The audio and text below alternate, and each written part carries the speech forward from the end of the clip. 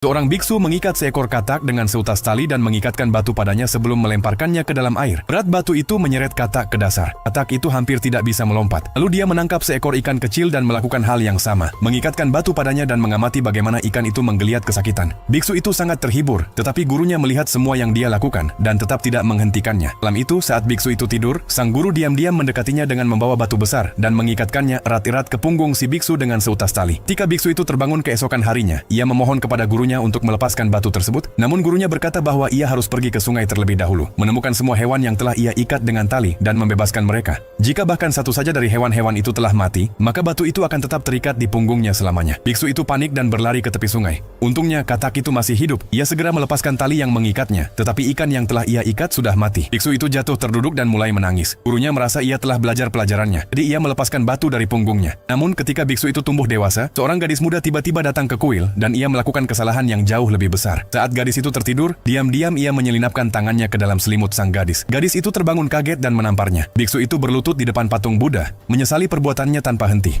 Gadis itu hampir saja menghiburnya ketika sang guru tiba-tiba mendorong pintu masuk. Biksu itu berdoa dengan putus asa agar tidak ketahuan. Tapi malam itu ia diam-diam masuk kembali ke dalam selimut sang gadis saat gurunya tertidur. Kali ini ia benar-benar telah melampaui batas. Untuk menghindari ketahuan, mereka kabur secara diam-diam dengan naik perahu ke danau. Namun keesokan paginya, sang guru mengetahui semuanya. Ia diam-diam telah mencabut sumbat kayu di dasar perahu. Saat air semakin banyak mengisi perahu, dua sosok yang tertidur itu terbangun dengan kaget. Biksu itu tahu bahwa gurunya telah mengetahuinya, dan ia berlutut di lantai memohon pengampunan. Sang guru memperingatkannya untuk melupakan hubungan itu. Lalu ia membawa gadis itu pergi menggunakan perahu. Malam itu biksu itu tidak bisa tidur. Ia sebenarnya menunggu sampai gurunya tertidur, lalu diam-diam meninggalkan kuil sambil memanggul patung Buddha di punggungnya. Namun sang guru tahu bahwa biksu itu telah pergi diam-diam, tapi ia tidak mencoba menghentikannya. Ia tahu bahwa jika seorang biksu ingin pergi, tidak ada cara untuk menahannya. Bertahun-tahun kemudian, ia melihat foto muridnya itu di surat kabar. Murid lamanya kini menjadi buronan polisi di seluruh kota karena membunuh istrinya. Ia menghela napas panjang.